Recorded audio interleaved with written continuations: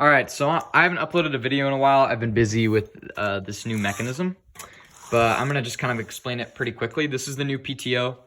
The old design was a solid shaft with gears attached to that shaft, and the shaft moved. There was a lot of friction with that design, so I tried to go with my own interpretation of 44F.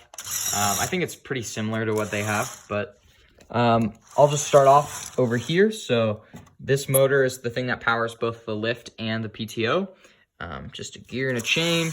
Chain goes all the way over to the drive shaft. And basically this design has a slider with fingers that move forward and backwards the mechanism. So you can see a push and pull. The gear's a little loose right now. I gotta tighten that still, but basically I have this this gear here, and that's the locking gear. So as I extend this out, the lock gear engages. When it goes back in, the drive gear engages. Then you just have, obviously, in contact with the lift at all times. This is the lift motor, and this is the lift. It's mounted over here on these standoffs. I have this bar across to prevent that from flexing.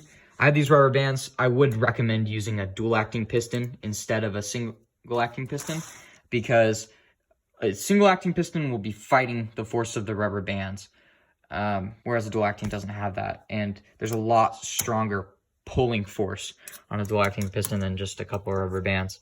So I would recommend using that if you have that. I just couldn't, because I couldn't buy any. They were out of stock, and I missed my chance to buy them. So this slider is just, you know, these little, I don't know what they are. They're like lock bar kind of thing. They're not lock bars. There's something weird crap from Vex. And I just have them mounted to basically zero friction. I use these Teflon bearings. There's not really much movement or anything, so it's perfect.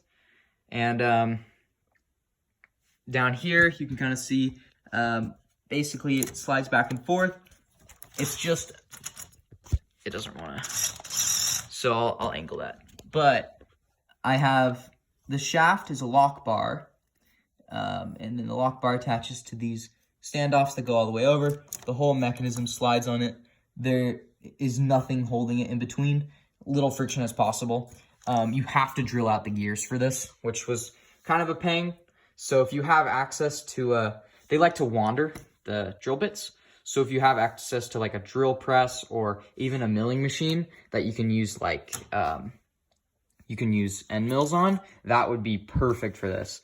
But that's, not many people have that. The gears, you can see every single gear that slides or moves or interacts with sliding motions is beveled. That is a must with a PTO, because down here there's such a small tolerance. You need to have them beveled. Also, beveling them allows them to mesh better with each other when they're moving. So you need to bevel them if you're building this mechanism. So I'll just give kind of a view over here. This needs to be tightened still. It's a little bit loose. But basically this is attached. This whole assembly moves. These spacers are just to kind of set a stop motion along. But I think I can show an example. This bot is still experiencing last minute changes before states, but I'll make sure to do like another update video after states, after we see how that goes. But you can kind of see it moving. It's very slow, but that's just because I've geared it that way. But when I engage the bumper, that slides out, and then that doesn't move. So, and this is still at the right height where the intake can still take in rings and everything. So yeah, and then I'll show it disengaging. If it doesn't all the way engage, just a quick little jolt will bring it back. So you never have to worry about it skipping. It always transitions really well. But yeah, if anyone wants to use this design, go ahead. I hope that this was informational. And I would like to see it. I have a Discord that you can join and show me. So if you ever build a PTO, I would totally love to see the design. And I will have another video coming out soon kind of explaining the entire bot, either before states or after. So hopefully I'll see you guys there.